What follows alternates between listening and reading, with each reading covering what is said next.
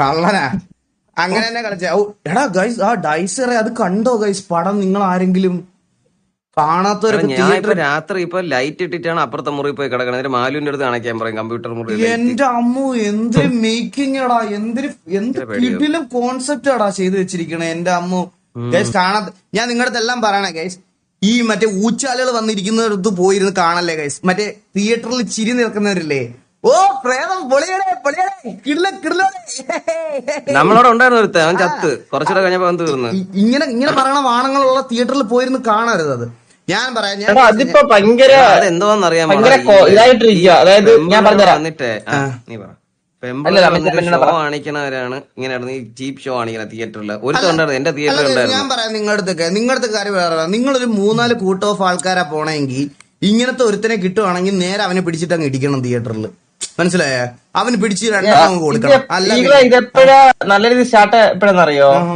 അതായത് നമ്മളെ മറ്റേ പഴയ സിനിമയൊക്കെ റീ റിലീസ് ചെയ്യാൻ തുടങ്ങിയില്ലേ, അന്നേരം എനിക്ക് മനസ്സിലാവില്ല. വന്നിരുന്നിട്ട് മറ്റേ പണ്ടത്തെ സീനൊക്കെ കാണുമ്പോഴത്തേക്കും അയ്യോ അത് കണ്ടോ ഇത് കണ്ടോ ഡാൻസ് കണ്ടോ അത് കണ്ടോ ഇത് കണ്ടോ ചുമ്മാ ഇങ്ങനെല്ലാം കിട്ടിയതാ. മനസ്സിലായ? ഒന്നുമല്ല ചന്ദ്ര, നിനക്ക് രാഗിണി MMS അറിയാമോ? രാഗിണി MMS പണ്ടത്തെ അത് അന്ന് എനിക്കറിയാം, അണ്ണനെ അറിയാം.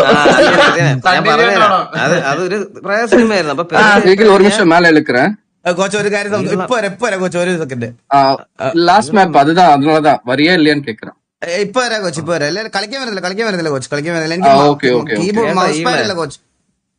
சரி சரி சரி சரி. രാഗിണി MMS പ്രയ സിനിമ കാണാൻ കയറിയപ്പോഴേ ഈ പേര് കേട്ടിട്ട് കുറെ മാമാര് നൈസായിട്ട് കേറി സിനിമ മാറിപ്പോയമാർക്ക് കേട്ടാ. പ്രേതം വന്ന് 2 വിളി വിളിച്ച തലയെ തോർത്തിട്ട് കുറെ ഇറങ്ങി കേറിയ പറയണ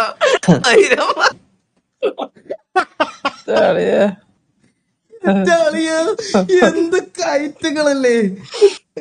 ഞാൻ ഇത് പടം കണ്ടത് ലെക്സിലാണ്. എനിക്കറിയാം ലെക്സിൽ എല്ലാവർക്കും അഫോർഡബിൾ അല്ല എന്നുള്ള കാര്യം. ഒരാൾക്ക് ടിക്കറ്റ് 650 രൂപ എന്താണ് ടിക്കറ്റ്. നമ്മളിപ്പോ ഒരു ഫാമിലി ആയിട്ടൊക്കെ പോവുകയാണെങ്കിൽ ഫുഡ് കൂടെ മേടിച്ചു കഴിഞ്ഞാൽ നമ്മളൊരു 2 ദിവസം അവിടെ നിൽക്കണം.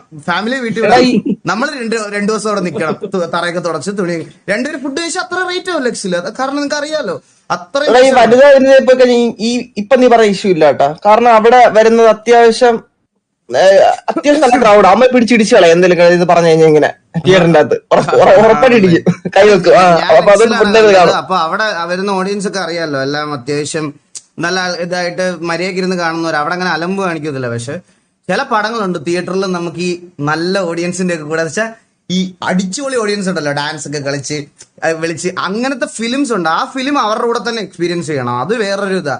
പക്ഷെ ഈ ഹൊറർ ഫിലിം ഇങ്ങനത്തെ സാധനങ്ങളൊക്കെ എന്റെ അഭിപ്രായത്തിൽ ഇപ്പൊ കാണാൻ പറ്റിയത് ഇങ്ങനത്തെയൊക്കെ സ്ക്രീൻസിൽ പോയാൽ മാത്രമേ ഉള്ളൂ. അപ്പൊ എല്ലാവരും കണ്ടു. നല്ല എക്സ്പീരിയൻസ് ആണ്, നല്ല കീട്. എനിക്ക് ഭയങ്കര ഇഷ്ടപ്പെട്ടു പടം. പോയിട്ട് ചന്ദ്ര മോനെ അണ്ണാ പോയിട്ടാ മൂലമൊക്കെ വെച്ചാ ജിമ്മി പോയിട്ട്. ശരി